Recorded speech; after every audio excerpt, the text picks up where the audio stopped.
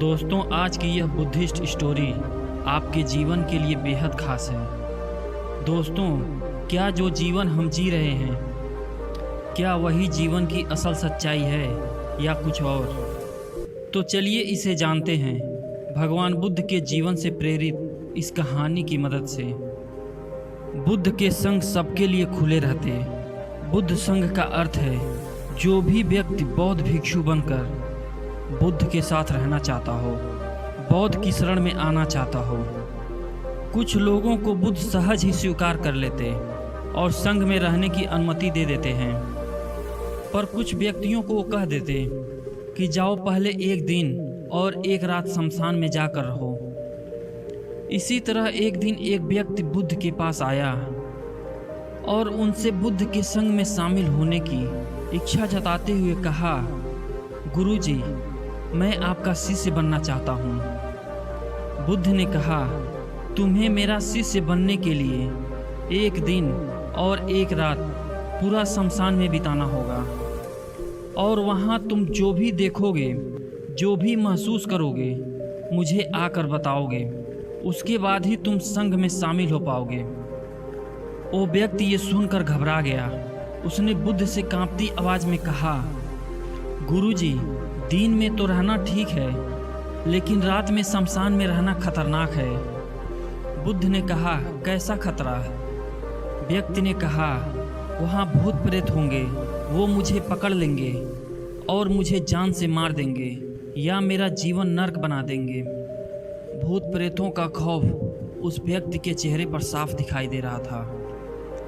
पर बुद्ध ने कहा, क्या तुमने भूत प्रेत देखे हैं? व्यक्ति ने कहा, नहीं, पर मैंने सुना बहुत है और कुछ ऐसे लोगों को ज़रूर देखा है जिनमें भूत आ जाते हैं और उन्हें परेशान करते हैं, अजीब अजीब हरकतें करते हैं। इस पर बुद्ध ने कहा, फिर तो अब तुम्हारे पास ये सुनहरा अवसर है ये जानने के लिए कि क्या वाकई में भूत प्रेत होते हैं या नहीं। तुम एक रात शमशान में व्यतीत करो।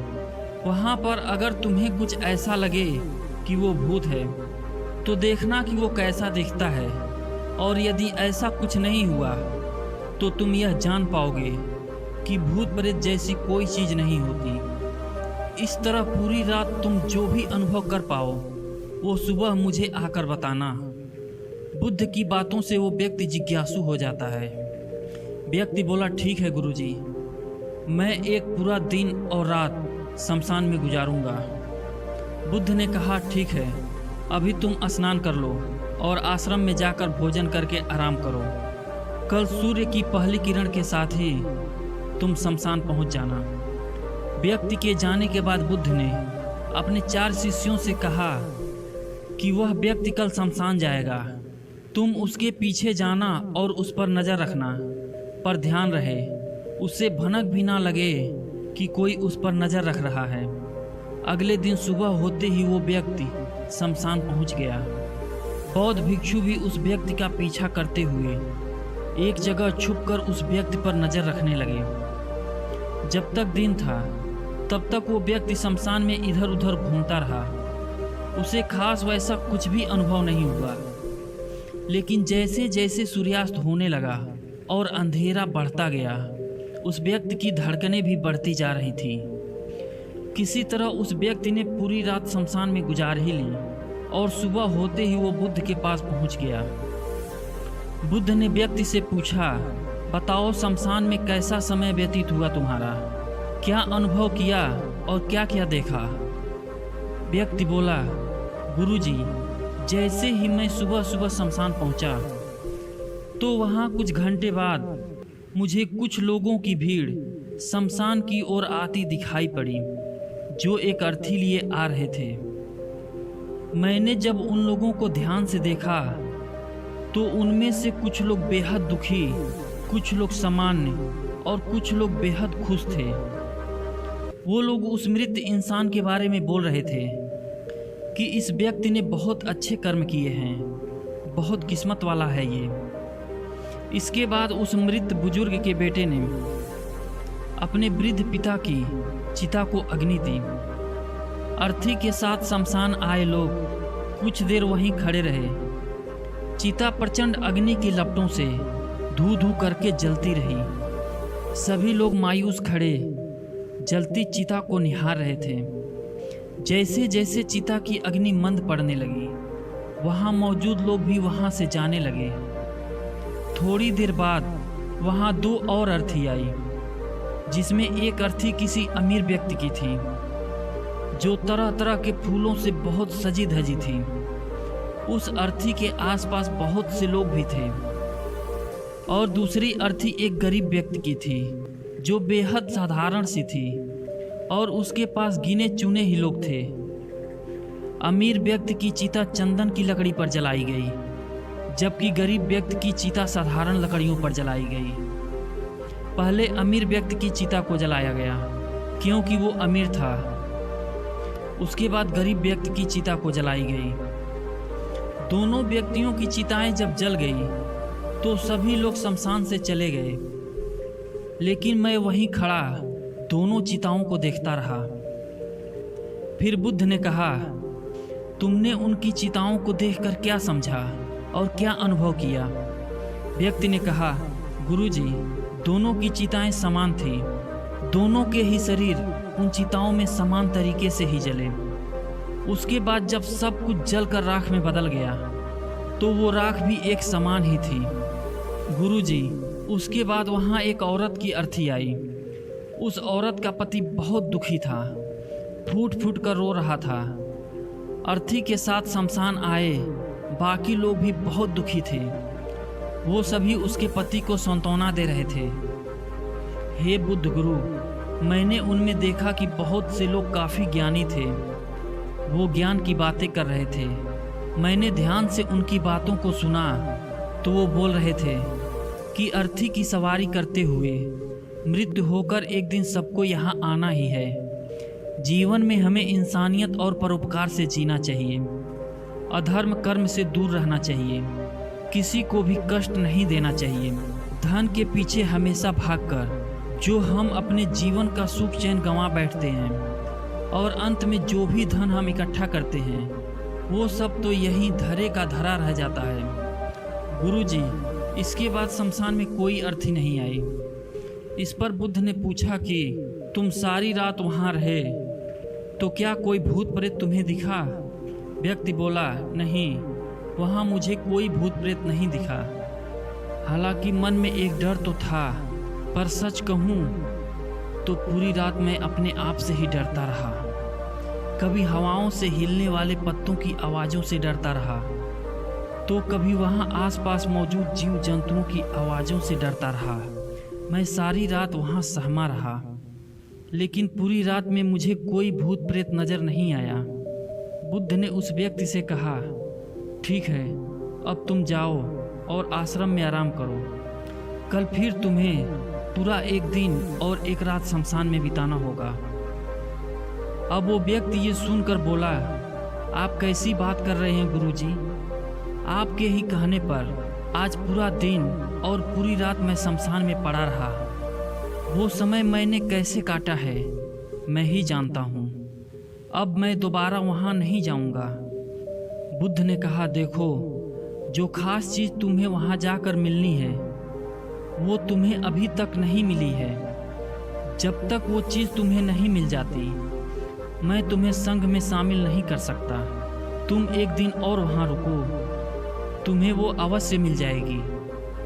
व्यक्ति बोला, ठीक है, मैं कल एक दिन और एक रात और व्यतीत कर लूँगा शमशान में। अगले दिन सुबह वो व्यक्ति बुद्ध का आशीर्वाद लेकर फिर से शमशान पहुँच गया। एक पूरा दिन और रात बिताकर वो व्यक्ति अगली सुबह फिर बुद्ध के पास पहुंचा, लेकिन इस बार उस व्यक्ति के चेहरे पर एक अलग ही तेज था। एक अलग ही खुशी झलक रही थी, मानो उसे वो मिल गया हो। लेकिन बुद्ध उसके मुंह से सुनना चाहते थे। इसलिए बुद्ध ने एक ही सवाल पूछा कि क्या तुम्हें वो चीज़ मिली? व्यक्ति बोला, हाँ गुरुजी, मुझे वो मिल गई। बुद्ध ने पूछा कि बताओ तुम्हें वहाँ क्या मिला? व्यक्ति ने कहा, गुरुजी, मैंने जीवन का अर्थ समझ लिया है। मैंने वहाँ देखा कि कुछ लोग शाम को मुझे अर्थी पर लेकर आ रहे हैं। मुझे 4 लोगों ने अपने कंधों पर उठा रखा है। मेरे पीछे कुछ 15-20 लोग रोते बिलखते चल रहे हैं। मेरे पिता अर्थी के आगे आगे चल रहे हैं और कुछ लोग राम नाम सत्य बोलते हुए मेरे ऊपर फूल फेंक रहे हैं। मेरे सभी रिश्तेदार बहुत दुखी हैं। भीड़ में मौजूद कुछ लोग तो सिर्फ दुखी होने का नाटक कर रहे हैं। कुछ लोग मेरे पिता को सांत्वना दे रहे हैं। तभी कुछ देर बाद मेरी अर्थी को जमीन पर रख दिया गया और मेरे शरीर को उठाकर चिता पर लिटा दिया गया। मैं ये सब दृश्य अर्थी पर लेटे हुए देख रहा था। मैंने उस अर्थी से उठना चाहा पर उठ नहीं सका। मैं सांस लेना चाहता था पर सांस नहीं ले पा रहा था। मैं पूरी तरह से असमर्थ और विकलांग की तरह था क्योंकि मेरे अंदर सांस नहीं थी। मैं अपने पिता को गले लगाना चाहता था लेकिन मैं उठ नहीं सकता था। मैं भाई को गले लगाकर ये कहना चाहता था कि तुम अपना और माता पिता का ध्यान रखना। घर और परिवार की जिम्मेदारी अब तुम्हारे ऊपर है, इसे बखूबी निभाना। इससे मेरी आत्मा को शांति मिलेगी। कुछ समय बाद मेरा मुंह कपड़े से ढक दिया गया और मेरे शरीर के ऊपर कई लकड़ियां रख दी गई। मुझे अब कुछ भी दिखाई नहीं दे रहा था। फिर उसके बाद मुझे अत्यंत गर्मी महसूस हुई। मुझे एहसास हुआ कि मुझे अब जलाया जा रहा है। धीरे धीरे लकड़ियों के साथ साथ मेरा पूरा शरीर जलने लगा। मेरा दम घुट रहा था। मैं उठना चाहता था। आखिर अग्नि ने प्रचंड रूप ले ही लिया और धीरे धीरे मैं भी उस अग्नि में पूरी तरह खो गया। पूरी रात मैं खुद को ऐसा ही जलता देखता रहा। मैंने देखा कि अंतिम रूप में मैं एक राख बन चुका हूँ। उस पूरी रात ना तो मैं डरा ना ही मुझे डर का एहसास हुआ। जब मेरी आंखें खुली तो एक तीव्र रोशनी मेरे आंखों पर पड़ी। मैंने देखा कि ये तो मैं हूँ, वो भी पूरी शरीर के साथ। मुझे बहुत खुशी का अनुभव हुआ। उसके बाद मेरे मन से ना जाने कितने ही भ्रम समाप्त हो गए और मैं आपके पास आ गया। बुद्ध मुस्कुराए और बोले कि तुम अब संघ में शामिल हो सकते हो क्योंकि तुमने अब ज्ञान रूपी उस बीज को प्राप्त कर लिया है जिसमें शरीर को भूलकर स्वयं को जानने की इच्छा होती है। इसी ज्ञान की प्राप्ति के लिए मैंने तुम्हें शमशान भेजा था, जहां अंततः तुमने ये जाना कि शरीर नश्वर है, नेत्रों से देखने वाला हर चीज नश्वर है।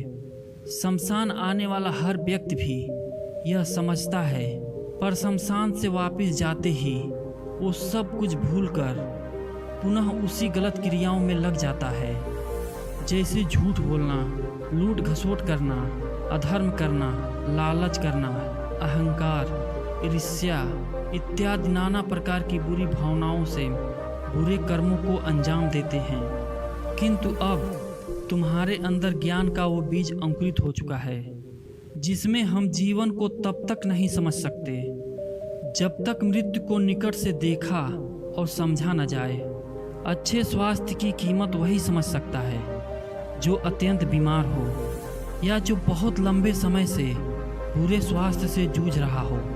ठीक उसी तरह जीवन का महत्व वही समझ सकता है जो मृत्यु से रूबरू हुआ हो या जो मृत्यु को समझ चुका हो, एहसास कर चुका हो। अब तुम्हें इसी बीज को लक्ष्य बनाकर ध्यान की मदद से स्वयं को और ज़्यादा जानना है और ज्ञान की उस सीमा पर पहुंचना है जिसे जानने के बाद कुछ और शेष नहीं रह जाता। कोई इच्छा, कोई लालसा शेष नहीं रह जाती। मन हर विचारों से मुक्त हो जाता है। सब शून्य में समाहित हो जाता है। मन में जिज्ञासा का कौतूहल शांत होकर ज्ञान रूपी शांति में बदल जाता है। यहीं से परम शांति और सुख, सुकून एवं आनंद का अनुभव प्राप्त होता है।